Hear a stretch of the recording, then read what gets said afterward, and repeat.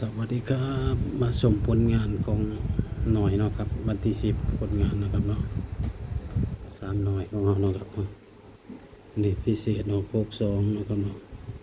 62เขา17เขานะครับเนาะหน่อยพิเศษหน่อยปกติ08บ่มีเนาะ74มีเนาะครับเนาะนี่ VP เนาะครับเนาะ16อยู่นี่16แล้วก็76เนาะครับนี่นะครับเนาะแตก BP เนาะนะครับหน่วยพิเศษนะครับเนาะ นี่เนาะผลว่าผ่านเนาะครับเนาะมาชมของวันที่11นะครับเนาะ11เนี่ยจะเอาสูตรได้ดีเนาะถ้าตรงกับตัววิ่งนี่ก็คือสูตรด่างเนาะครับเนาะเราจะมาสูตรด่างกันเนาะครับเนาะ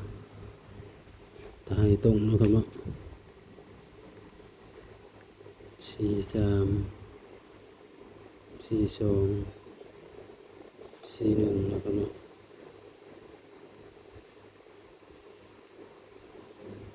41 40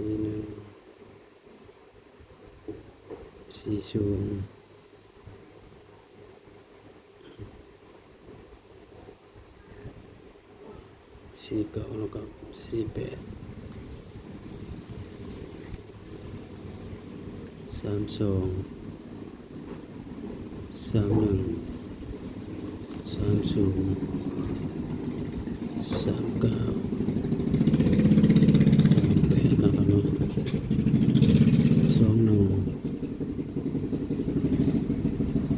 20 29 28นะครับเนาะ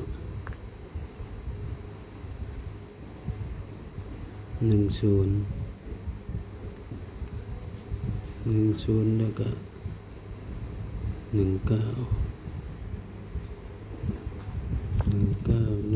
นะครับเนาะ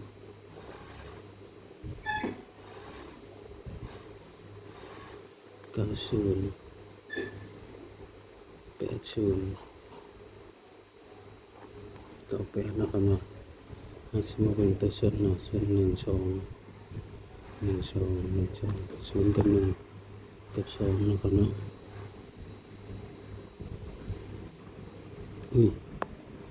ลืมไปนะครับเนาะ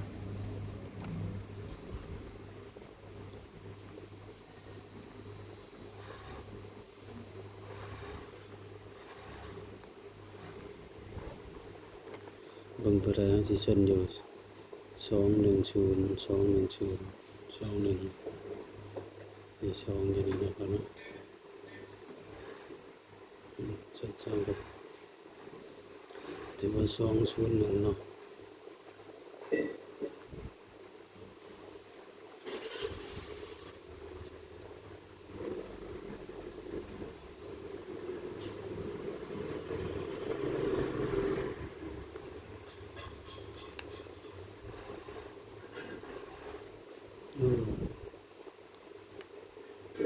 2013หน่อยนะครับมันสิได้1 2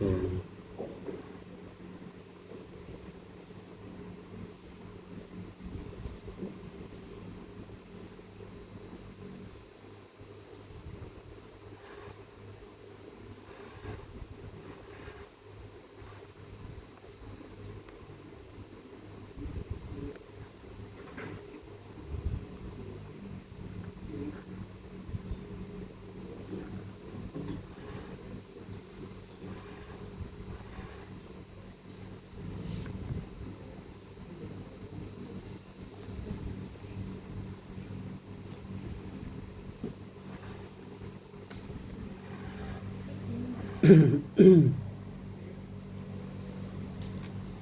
รบนะครับเนาะฟังคำเตือนเนาะครับเนาะ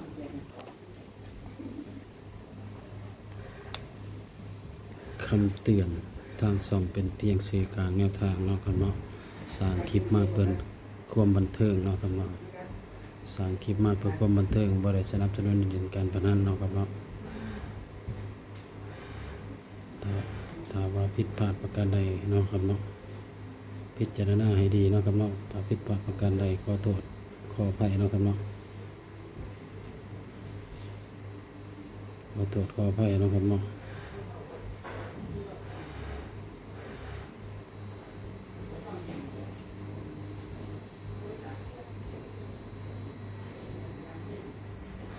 ถ้าผิดพลาดเนาะครับเนาะขอโทษขออภัยเนาะครับเนาะก็ยังมีสามอีกตัวหนึ่ง